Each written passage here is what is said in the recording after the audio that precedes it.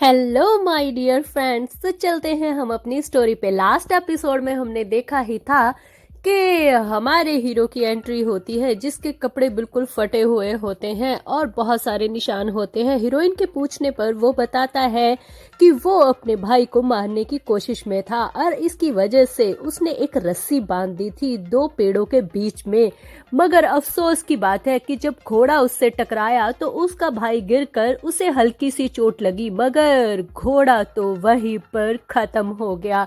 और सच में उसे अफसोस है कि उसका भाई नहीं मरा। और ये बात सुन के कहीं ना कहीं हमारी हीरोइन भी घबरा रही होती है कि इसकी सोच को क्या है, ये कितना स्ट्रेंज बेबी है। और वो उसके मुंह पर पूरे पट्टी लगा रही होती है और यही कहती है कि क्या तुम्हें जरा सा भी अफसोस नहीं है कि उस घोड़े की मौत हुई है। तो वो कुछ नहीं कहता और वो कहता है कि मुझे बस एक ही टेंशन है कि वो नहीं मरा। हाँ, पर चलो अच्छा है मेरी मेरी माँ से वादा नहीं टूटा। और वो यही सोच रही होती है, लगता है मुझे इसकी माँ को थैंक्स कहना चाहिए कि ये कुछ भी गलत काम नहीं कर रहा है सच में। और फिर वो कहती है कि तुम्हारी माँ कहाँ पर है और अब वो कैसी है। तो वो कहता है कि मेरी माँ अब इस दुनिया में नहीं है, वो भगवान के पास जा चुकी है। और ये बात सुन के हमारी हीरोइन एकदम से शॉक में हो जाती है और कहती है कि क्या कहा तुमने। वो कहता है कि तुम एक बात को बार बार क्यों पूछती हो, मैंने कहा ना वो इस दुनिया में नहीं है। जब वो इस दुनिया से जाने वाली थी तब उसने मुझसे प्रॉमिस लिया था। और फिर वो अचानक से अपने जख्म को देखने लगता है जहाँ पर हमारी हीरोइन अभी अभी टेप लगा के हटी थी। और हमारी हीरोइन उसे घूर कर देखने लगती है और मन ही में सोचती है तो क्या ये अपनी माँ का आखिरी वादा पूरा कर रहा है। शायद इसकी माँ को पता होगा कि इसका बच्चा कैसा है, तभी तो उसने इतनी मेहनत की है इसे बड़ा करने में। और फिर छोटा बेबी कहता है कि कभी कभी तो मेरा मन करता है कि मैं उस भाई की आंखें निकाल कर उससे गोटियां खेलूं, पर फिर मुझे याद आता है कि नहीं नहीं नहीं, माँ इसके भी खिलाफ थी, मुझे ये भी नहीं करना चाहिए। और ये बातें सुन के वो कहती है हाँ, मुझे लगता है आजकल के भाई ऐसे ही प्यार जताते हैं, है ना। और फिर बाद में सोचने लगती है कि ये सच में बहुत ज़्यादा अजीब है। और फिर वो कहता है कि कभी कभी मेरा मन करता है कि मैं उसका सर भी फाड़ दूं, मगर मेरी माँ ने कहा था कि जब तक तुम बड़े नहीं हो जाते तब तुम कोई भी मुसीबत अपने गले नहीं डालना और चुपचाप सरवाइव करना। और फिर वो ये बातें इतनी हंस के कहता है कि हमारी हीरोइन पहले तो उसकी प्यारे से चेहरे को ही देखने लगती है और फिर कहती है कि हाँ, सही कहा तुमने, शुक्र है तुम किसी की बात तो मानते हो। और फिर वो मन ही मन में ये सोचने लगती है कि इसकी माँ ने इसकी परवरिश बहुत ही सोच समझ कर की है। उसे पता था कि उसका बच्चा बाकी बच्चों से अलग रखता है सोच, इसीलिए तो। और फिर वो खुश होकर कहती है कि सच में तुम्हारी माँ ने तुम्हें जो भी समझाया है वो तारीफ के काबिल है। और वो औरत सच में तारीफ के काबिल है जिसने तुम्हें बड़ा किया है। मगर फिर वो एकदम से सोचने लगती है कि अफसोस की बात है वो इस दुनिया में नहीं है। और तभी हमारा हीरो भी याद करने लगता है उस वक्त को जब उसकी माँ इस दुनिया से जाने वाली थी। और तब वो उससे प्रॉमिस लेती है कि तुम किसी को भी जान से नहीं मारोगे, ठीक है, तुम अपना ध्यान रखोगे और तुम्हें सरवाइव करना होगा।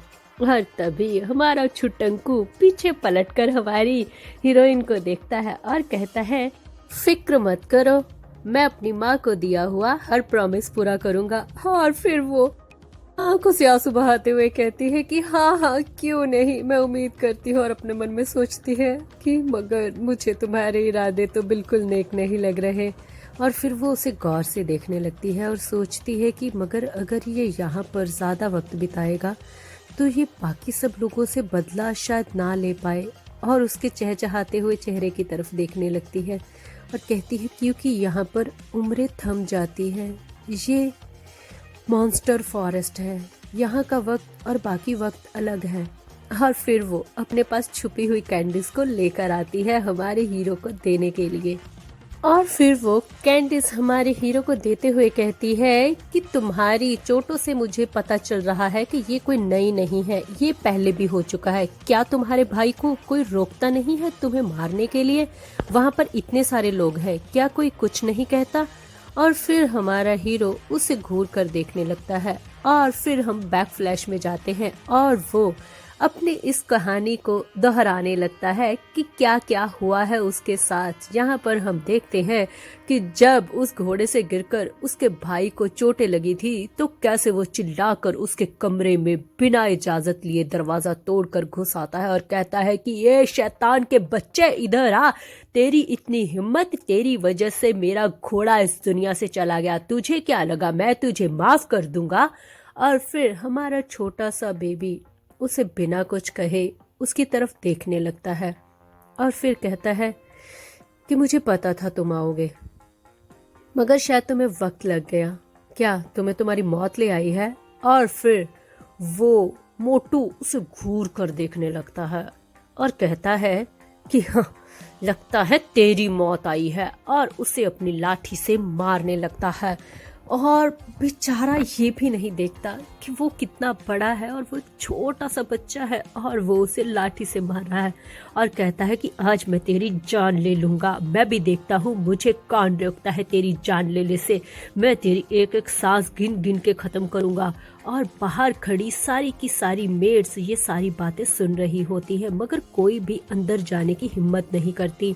एक मेड दूसरी को कहती है, तुम्हें क्या लगता है हमें अंदर चल के उन्हें रोकना चाहिए। और तभी एक कहती है कि पागल हो गई हो क्या तुम्हें बार्बिन के बारे में पता नहीं है। हाँ, वो कुछ भी कर सकता है, वो हमें भी मारने लगेगा, मगर वो प्रिंस सेड्रिक को मार रहा है, अगर उसे ज्यादा चोटें आ गई तो हम क्या करेंगे, हमें कुछ तो करना होगा। और फिर ऊपर से दूसरी वाली कहती है, पागल हो गई हो क्या, वैसे भी कौन परवाह करता है उस मेड के बच्चे की, हाँ, उसे सारे इग्नोर ही तो करते हैं, उसका काम था सिर्फ महाराज को खुश करना और एक राजकुमार को पैदा करना, मगर ऑलरेडी राजकुमार है ना, तो हमें इन सब चीजों में नहीं पड़ना चाहिए। और इधर हम देखते हैं कि बार्बिन सच में हमारे सेड्रिक को बहुत ज्यादा मार चुका होता है और उसकी हालत सच में खराब होती है और वो कहता है कि देखा, मेरे साथ पंगा लेने का ये अंजाम होता है, आइंदा मेरे साथ पंगा मत लेना वरना जान ले लूंगा तुम्हारी। और ये बात सुन के हमारा सेड्रिक, जो कि अभी अभी जमीन पे गिरा हुआ था और खून से लतापत होकर वो अपने मुंह से निकल रहे और नाक से निकल रहे इस खून को साफ करता है और बड़े ही स्टाइल से उसे देखने लगता है, ये कहीं कि घूरने लगता है और अपने ही खून को चाटते हुए कहता है कि बस, क्या इतना ही दम था तुम में। मतलब एक बच्चा ये डायलॉग कैसे मार सकता है, I mean he is literally crazy. और फिर ये बात सुन के तो बार्बिन भी एकदम से दंग रह जाता है कि अभी तक ये मतलब ऐसे डायलॉग मार रहा है, और वो गुस्से से उसके ऊपर ही बैठ जाता है और कहता है कि सच में मुझे तुम्हारी जान आज के आज ही ले लेनी चाहिए, जान ले लेनी चाहिए मुझे तुम्हारी, नहीं छोड़ना है मुझे तुम्हें। और वो उसे बहुत ही ज्यादा मारने लगता है। और फिर हम बैक फ्लैश से वापस आते हैं और हमारी हीरोइन ये सारी बातें सुन के एकदम से कुछ वक्त के लिए चुप हो जाती है कि सच में ये बच्चे को अब मैं इमेजिन कर सकती हूँ कि एक भरी पूरी दुनिया में इसका कोई भी नहीं है, ये बच्चा उन सब के लिए सिर्फ एक अनजान एक बोझ है। और फिर वो कहती है, क्या सर्वेंट भी तुम्हारा साथ नहीं देते? और फिर वो कहता है, हाँ वहाँ पे सर्वेंट्स है ना, वो मेरा बहुत ध्यान रखते हैं, वो मुझे खाने को खाना देते हैं, अच्छे कपड़े देते हैं पहनने को, और मेरी बाकी छोटे मोटे कामों में भी मदद करते हैं। और साथ में वो कैंडी खा रहा होता है जो कि हमारी हीरोइन ने अभी अभी उसे दी थी। और फिर वो कैंडी खाकर कहता है कि ये कैंडी बहुत टेस्टी है, क्या मुझे एक और कैंडी मिलेगी? और तभी हमारी हीरोइन अपने मन में सोचती है कि सर्वेंट्स का तो काम होता है ना अपने राजा की सेवा करने का। हाँ, सच में पता नहीं क्यों, बट अफसोस की बात है कि इसे एक मेड के बच्चे को समझकर इसीलिए बेचारे को कोई भी भाव नहीं देता और वो खूब सारी कैंडीज उसके सामने रख देती है। और फिर वो सोचती है कि अच्छा किया, ये उसकी पुरानी कैंडीज पड़ी हुई थी, इसने उसे कभी नहीं फेंका, शायद वो इस बच्चे के लिए ही थी। और फिर वो अपने ख्वाबों में खो जाती है उसे लेकर परेशान होने लगती है। शायद आज पहली बार हमारी हीरोइन को भी टेंशन हो रही थी और फिर वो उसे कहती है कि तुम्हें फिक्र करने की ज़रूरत नहीं है। आज से तुम जब मर्जी यहाँ पर आ सकते हो और मॉन्स्टर ट्री के साथ भी खेल सकते हो। तुम्हारा जैसा मन करे तुम वो कर सकते हो। और फिर वो इमेजिन करने लगती है कि हाँ, उस सोसाइटी में इसका कोई भी तो नहीं है। बेचारा पता नहीं कब से तन्हा ये देख रहा होगा कि कोई उसकी तरफ पलट कर देखे, कोई उसे प्यार करे, कोई उसे अपना माने, मगर इस भरी पूरी दुनिया में इसका कोई भी नहीं है। और यहाँ पर आकर इसके चेहरे पर एकदम से हंसी आ जाती है, एकदम से खुशी, वो मुस्कान जो इस चेहरे को और भी ज़्यादा खूबसूरत बनाती है। और फिर हमारा हीरो देखते ही देखते उसकी गाल पे अभी अभी जो जख्म पर पट्टी लगी हुई थी उसे निकालने लगता है। और हमारी हीरोइन कहती है कि अरे क्या कर रहे हो तुम, इतनी जल्दी से क्यों निकाल रहे हो। और फिर वो कहता है मुझे लग रहा है कि मेरा जख्म भर चुका है, तो फिर अभी से लगाने से क्या फायदा। और हमारी हीरोइन कहती है वाह क्या बात है, इसका मतलब कि मेरी दवा काम आ गई, मुझे देखने तो दो। अरे हाँ सच में ये तो बिल्कुल गायब हो गया, फिक्र मत करो, अगली बार मैं और भी अच्छी दवा बनाऊंगी कि तुम्हारे जख्म जल्द से जल्द भर जाएं। और फिर वो गौर से अपने बॉडी को देखने लगता है और महसूस करने लगता है कि अब उसे दर्द भी नहीं हो रही।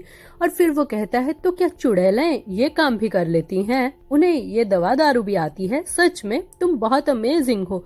और ये बात सुन के हमारी हीरोइन एकदम से चुप हो जाती है और कहती है कि मैं चुड़ैल नहीं हूँ।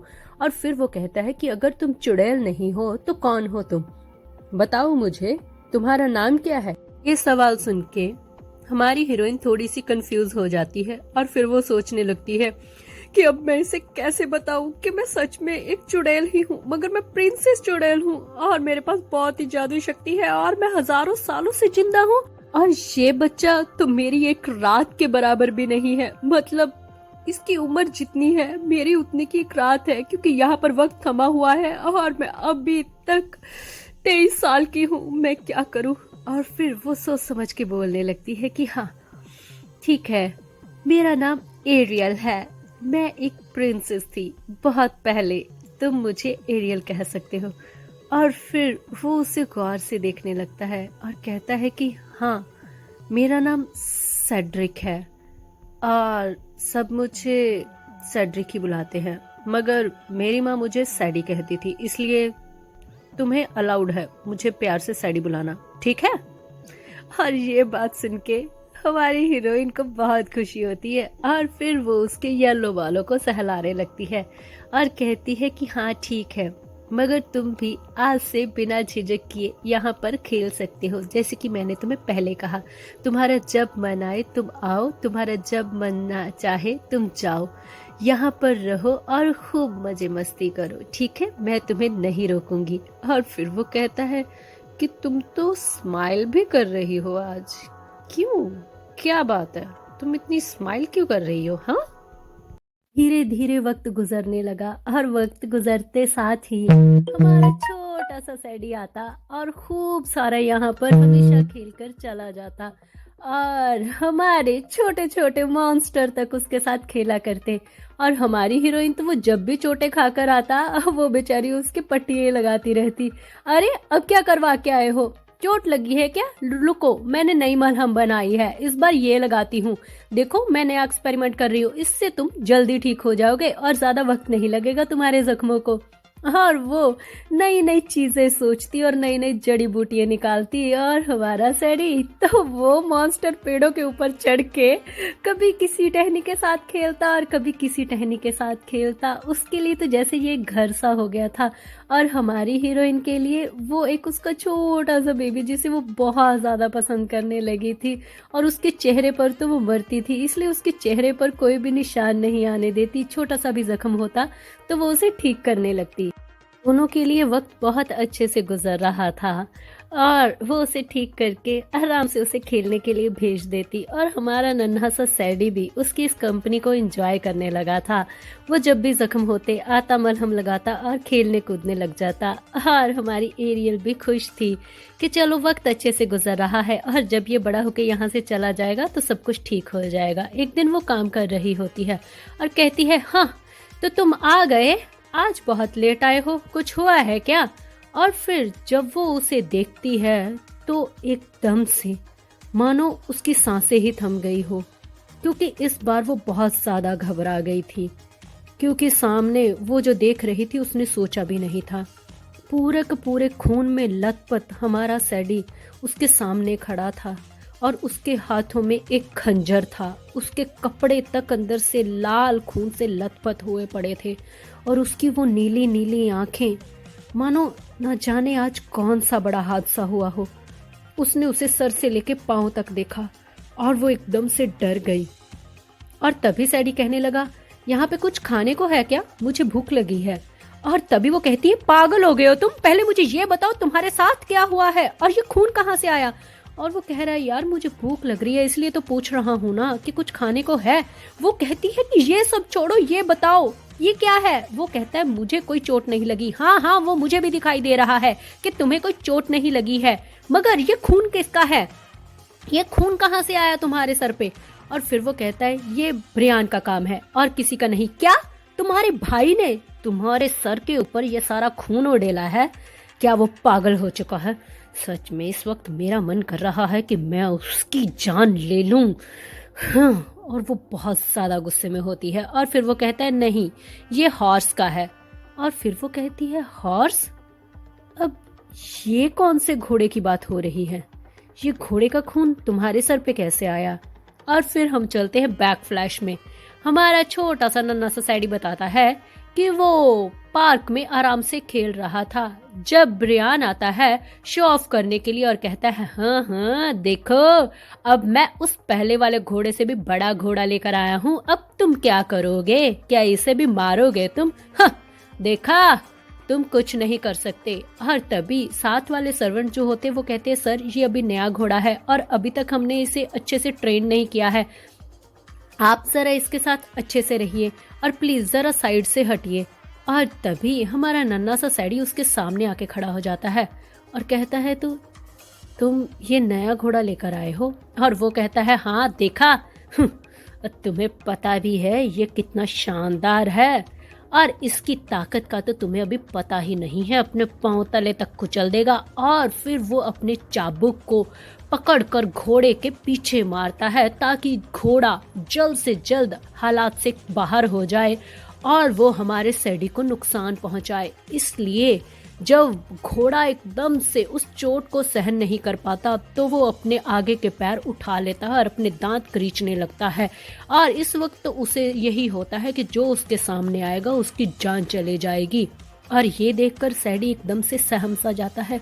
वो आखिर है तो बच्चा ही ना, और उसे समझ में नहीं आता कि इस वक्त अभी क्या होने वाला है और क्या होगा, क्योंकि उस घोड़े के पंजे जिस पर पूरे लोहे के नाल लगे हुए थे वो उसके करीब आ रहे थे, उसके आगे बढ़ रहे थे, मानो उसका ये आखिरी दिन हो। और एकदम से खून की नदी बहने लगती है, मानो किसी ने टूटी को खोल दिया हो और पूरा का पूरा खून बहना शुरू हो गया हो। और कुछ ही वक्त के बाद हम देखते हैं कि वो घोड़ा जमीन पे पड़ा होता है, बिल्कुल उसकी गर्दन पे कट लगता है और सारा वो खून से लथपथ होकर वहीं पर गिर जाता है और मर जाता है। और सारे सर्वेंट तो बेचारे उसे देखने लगते हैं कि यहाँ पे अभी क्या हुआ। ये एक बहुत ही खौफनाक मंजर था। यहाँ पर सभी के सभी सहमे हुए थे कि कुछ ही पलों में यहाँ पर क्या हो गया। सैडी भी वहीं पे खड़ा कुछ वक्त के लिए तो सुन हो गया, मानो उसे भी समझ में नहीं आया। और फिर वो गौर से बरियान की तरफ देखने लगा और उसे कहने लगा कि बरियान, ये तुमने क्या किया? तुमने अपने दूसरे घोड़े को भी मार दिया? और ये बात सुन के मानो बरियान इस वक्त अंदर से ही डर गया हो। उसके हाथ पैर ठंडे पड़ चुके थे और कांपने लगे थे और यहाँ तक कि उसकी पतलून तक गीली हो चुकी थी। इसी से पता चल रहा था कि उसकी इस वक्त क्या हालत हो चुकी है। इससे पहले कि वहाँ कुछ और होता, वो भागने लगा ये चिल्लाते हुए कि सच में ये पागल है, ये इंसान पागल है, ये कुछ भी कर सकता है, बचाओ बचाओ मुझे, कोई इससे बचाओ, ये मुझे मार डालेगा। और ये सारी बातें सुन के हमारी हीरोइन कहती है, क्या तो ये सब हुआ था। वो एकदम से सोच में पड़ जाती है कि इसके साथ क्या हुआ होगा, और ये ऐसे गंदे कपड़ों के साथ ही है यहाँ पर आ गया। क्या किसी सर्वेंट ने इसकी तरफ देखना भी पसंद नहीं किया? आखिर है तो ये छोटा बच्चा ही ना। ये डर गया होगा कि कहीं ये उसके पैरों तले कुचला ना जाए। अगर इसने उसका गला काट दिया तो इसमें गलत भी क्या था, खुद को बचाया है इसने। और वो उसके पास आती है, उसे प्यार से देखने लगती है और कहती है कि जो किया तुमने अच्छा किया, तुम फिक्र मत करो, पर तुम कुछ ज़्यादा ही अजीब हो, मगर इस वक्त तुम बहुत डरावने लग रहे हो। तुम्हें इस वक्त नहा लेना चाहिए, तुम्हारे कपड़े भी गंदे हैं और बाल भी। चलो, इसलिए अब मैं अच्छे से तुम्हें नहलाती हूँ और तुम्हारा ये सारा गंदा खून साफ करती हूँ, ठीक है? और ये बोलकर हमारी हीरोइन खुद को रेडी कर लेती है उसे नहलाने के लिए। और फिर उसको नहलाते हुए सोचने लगती है कि सच में यार, मैं इसकी नैनी कब बन गई। अब मुझे तो समझ में नहीं आता कि इसके सारे काम मैं क्यों कर रही हूँ, इसकी माँ कहाँ पर है, और यहाँ तक कि मैं जितनी सफाई कर रही हूँ ये और गंदा क्यों नजर आ रहा है। अरे ये अच्छे से इसकी सफाई क्यों नहीं हो रही, इसके दाग धब्बे क्यों नहीं जा रहे, क्या करूं मैं। और फिर वो उसे एक बड़ा सा कुर्ता दे देती है पहनने को, जो कि हमारा पूरा सैडी उसमें कवर हो जाता है और सैडी खुद को उसमें देखने लगता है। और हमारी हीरोइन कहती है उम्मीद है कि डैनियल इसे देख के परेशान नहीं होगा। और फिर बाद में वो चुप हो जाती है और फिर कहती है कि हाँ, तुम्हारे बाल गिले हो चुके हैं, इधर आओ फटाफट, और तुम्हारे कपड़े अभी गंदे हैं, जब वो सूख जाएंगे तो जाते वक्त उन्हें पहन लेना। और तुम्हारे वहाँ पर इतने सारे सर्वेंट हैं, क्या किसी ने देखा नहीं तुम्हें, कोई तुम्हारे पास नहीं आया? और तभी फिर वो कहता है कि नहीं, मेरी तरफ कोई नहीं देखता, और ऐसे टाइम पे मेरे कोई पास भी नहीं आता, सबको मैं डरावना लगने लगता हूँ, पता नहीं क्यों। फिर हमारी हीरोइन सोचने लगती है कि ये सच भी है, इसकी हरकतें और बातें भी तो कुछ ऐसी है ना। तभी वो बाहर हमारे मॉन्स्टर पेड़ की तरफ देखने लगता है, जो कि उसके पास खेलने के लिए आता है, और हमारा हीरो उसके पास जाने लगता है। और फिर हमारी हीरोइन कहती है मगर कोई भी तुम्हारा अपना नहीं है क्या? और फिर वो कहता है कि नहीं, और वैसे भी मेरी माँ ने कहा है कि सबसे दूर ही रहना, क्योंकि तुम्हारे पास अगर कोई आ रहा है तो इसका मतलब यही है कि उसे मुझसे ज़रूर कुछ ना कुछ चाहिए, क्योंकि अगर मैं किसी को कुछ दे नहीं सकता तो उसके बदले में कोई भी मेरे पास बिना वजह नहीं आएगा।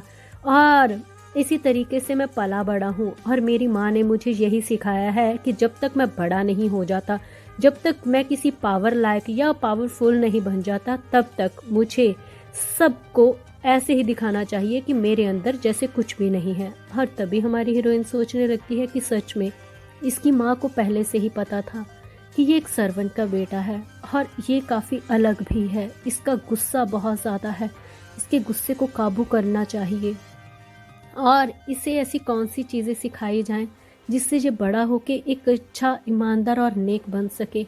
शायद जाते जाते वो अपनी ज़िंदगी में इसे अकेला तो छोड़कर गई है, मगर फिर भी वो इन सब से लड़ने की ताकत इसे देकर गई है, और ये अकेला ही काफ़ी है। मगर अभी भी मैं सोचती हूँ कि ये बच्चा वहाँ पर जब बैठता होगा तो क्या सोचता होगा। और फिर हमारा हीरो बताता है कि जब भी वो अपनी माँ की कब्र के पास पहुँचता है, उसके लिए ये सारी दुनिया बेरंगी होती है, वहाँ पर कोई भी रोशनी नहीं है। उसकी माँ से पहले और उसकी माँ के बाद उसे सारी दुनिया काली और ग्रे लगने लगी थी, कोई भी रंग उसे नज़र ही नहीं आता था, और उसे ऐसे लगने लगा था कि उसकी ज़िंदगी ही बेरंग हो चुकी है, उसकी ज़िंदगी में कोई रंग ही नहीं है। मगर एक दिन उसकी ज़िंदगी बदल गई। अचानक से उसकी ज़िंदगी में उसे रंग दिखने लगे, वो रंग जो उसने कभी सोचे भी नहीं थे, और वो रंग उसे यहाँ पर आकर दिखे। ऐसे रंग जो कि बहुत ही ज़्यादा रोशन थे। और तभी हमारी हीरोइन कहती है कि सो प्रीटी, और तभी वो कहता है क्या तुमने मुझे प्रीटी कहा? और तभी हमारी हीरोइन कहती है हाँ, तुम्हें तो सारे प्रीटी कहते होंगे ना, क्योंकि तुम हो ही इतने क्यूट। और फिर वो कहता है कि नहीं, मैंने कहा ना, सब मुझे डरावना कहते हैं। और फिर वो सोचने लगती है कि हाँ, तुम्हारी हरकतों से तो तुम ऐसे ही हो, मगर फिर भी तुम हो तो क्यूट ना, इसलिए तुम प्रीटी हो।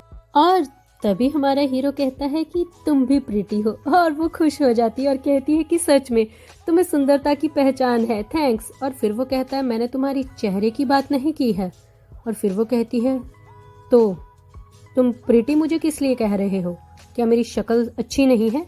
तो वो कहता है नहीं नहीं, वो बात नहीं है, मगर तुम्हारे चेहरे और कपड़ों से ज़्यादा भी कुछ और खूबसूरत है, तुम्हारे रंग, वो रंग जो तुम्हारे आसपास मुझे नज़र आते हैं। ये पूरा जंगल उस रंग से भरा हुआ है, अलग अलग रंग। मैंने कहा ना कि इस जंगल में मुझे बहुत सारे रंग दिखने लगे। जो मेरी बेरंग जिंदगी थी वो इस जंगल में आके रंगीन बन गई, और ये सारे रंग मुझे तुम्हारे आसपास से ही दिखने लगे। जब मैं तुम्हारे पास आया तो मुझे तुम्हारे पास से लाल, नीले, पीले, हरे, हर एक रंग और तरंगे नजर आ रही थी। इतनी सारी बातें करके हमारा हीरो गौर से उसे देखने लगता है और कहता है कि सच में ये रंग बहुत प्रेटी हैं और तुम पर बहुत अच्छे लगते हैं, इसलिए मैं तुम्हें खूबसूरत कहता हूँ। और फिर वो अपने मन में सोचने लगती है कि मेरे सारे रंग इसे कैसे नज़र आ सकते हैं, ये तो जादूगर नहीं है ना, और ना ही इसके अंदर वो पावर्स हैं जो होनी चाहिए। इसने कोई पढ़ाई की है क्या? नहीं नहीं, इसे तो कोई पूछता तक नहीं है, तो फिर ये सब कैसे हो सकता है? और फिर वो एकदम से उसका हाथ पकड़ती है और कहती है कि चलो यहाँ से मेरे साथ। और वो कहता है अरे मुझे खाना तो खाने दो, मेरा ब्रेड गिर गया है। और मगर वो उसकी कोई बात नहीं सुनती और बाहर ले जाके उसे एक बुक थमा देती है और एक सर्कल दिखा के कहती है कि जो कलर तुम देखते हो मेरे आसपास, उन कलर्स को इससे अटैच करो। ये जो ट्रायंगल बना हुआ है, देखो कि ये कैसे बना हुआ है, कौन सा कलर कहाँ पे अटैच होता है, उसे बिल्कुल सोच समझकर अपने हाथों से ड्रॉ करो। और फिर उसे ये बुक पकड़ा देती है और वो अपने मन में सोचने लगता है कि कलर को अटैच करना है ट्रायंगल के अंदर, मतलब डॉट्स ही लगाने हैं ना साथ साथ में। और फिर वो अपनी उंगली से इस तरीके से जो उसे कलर दिखाई दे रहे होते हैं वो उन्हें आपस में अटैच करने लगता है और कहता है हाँ, इसको इसके साथ अटैच करना है और इसको इसके साथ। और कुछ देर के बाद वो खुद हैरान हो जाता है कि ये क्या बन गया। ये तो वही चीज बन गई है जो यहाँ पर अभी बनी हुई थी, जादू का सर्कल। और वो देखकर एकदम से एक्साइटेड हो जाता है और कहता है कि क्या है ये? अरे ये तो सच में बन गया, क्या ये जादू है? ये बस इतना सा ही काम था क्या? और वो एकदम से सोचने लगती है कि ये कैसे हो सकता है, तुमने तो सिर्फ डॉट्स को ही कनेक्ट किया है ना, और ये सारा का सारा मैजिक सर्कल कैसे बन सकता है, वो भी फायर का। और एकदम से देखते ही देखते उस बच्चे के पास से जैसे फायर निकलनी शुरू हो जाती है और वो आग इतनी तेज होती है कि पलक झपकते ही वो और हमारी हीरोइन को पूरा का पूरा अंदर आग के गोले के ले जाती है। और हमारी हीरोइन तो हैरान हो जाती है कि यहाँ पे अभी क्या हुआ, ये तो फायर मैजिक सर्कल है ना, ये तो बहुत ज्यादा इंटेलिजेंट विच भी नहीं कर पाती, और तुमने ये कैसे कर दिया? हे भगवान, तुम्हारे अंदर ऐसी कौन सी ताकत है जो ये सब कुछ कर रही है? आज तभी एकदम से मॉन्स्टर पेड़ उसे उसके कंधे से नॉक करता है और वो एकदम से परेशान हो जाती है कि वो उसे डिस्टर्ब क्यों कर रहा है इस टाइम पे। वो फायर देखना चाहती है और उसका जादू, और जब वो पीछे पलट कर देखती है तो बेचारी परेशान हो जाती है क्योंकि मॉन्स्टर बेचारा जल रहा होता है। वहाँ के सारे ट्री मॉन्स्टर को आग लग चुकी होती है क्योंकि आग इतनी भयंकर जो होती है। और फिर से वो चिल्लाने लगती है अरे जल्द से जल्द पानी वाला मैजिक करो, जल्द जल्द फटाफट, टाइम मत लगाओ। और फिर वो बुक को देखने लगता है और कहता है वाटर मैजिक का ये वाला है ना, हाँ ठीक है, मैं ये ट्राई करता हूँ। मैं इसको इस तरीके से डॉट के साथ ऐसे करके अटैच करना है। और फिर वो अपने हाथों को वैसे वैसे कलर्स के साथ घुमाने लगता है और देखते ही देखते फिर से एक सर्कल सा बन जाता है जो कि पानी का होता है, जिसके अंदर बहुत ही ज्यादा पानी भरा हुआ होता है। और जब ये ट्रायंगल कंप्लीट होता है तो देखते ही देखते वहां पर पानी की एक बौछार सी हो जाती है, मानो आसमान से एक कोई बादल फट गया हो। और इतना ज्यादा पानी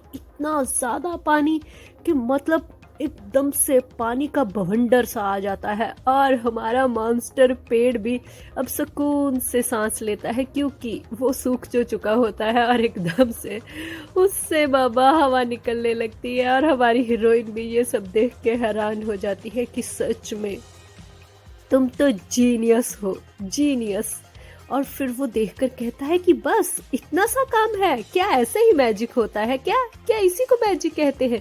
अरे ये तो बस डॉट्स मिलाने होते हैं, ये बहुत आसान है। और फिर वो कहती है कि तुम्हारे लिए आसान है, जिस मैजिक को सीखने में हमने सदियां लगा दी, तुमने वो चुटकी बजाते ही सीख लिया। और फिर वो उसे देखकर कहती है कि सच में तुम्हारा मुझसे मिलना एक किस्मत है, तकदीर ने हमें मिलाया है। शायद तुम्हारी तकदीर बदलने के लिए मैं तुम्हें वो मैजिक सिखाऊंगी जो दुनिया में किसी ने सोचा भी नहीं होगा। और फिर ये कहानी वो याद कर रही थी और वो यही सोचती है कि मेरी ज़िंदगी की सबसे बड़ी यही भूल थी कि उस दिन मैंने ये डिसीज़न लिया तुम्हें अपने पास रखने का और तुम्हें वो जादू सिखाने का। शायद उसी दिन से मेरी बर्बादी शुरू हुई। और फिर हम वापस चलते हैं स्टोरी में। यहाँ पे वो हमारे चुटंकू को गले लगा लेती है और वो कहता है, अरे एरियल पीछे हटो, गीली हो तुम, क्या कर रही हो?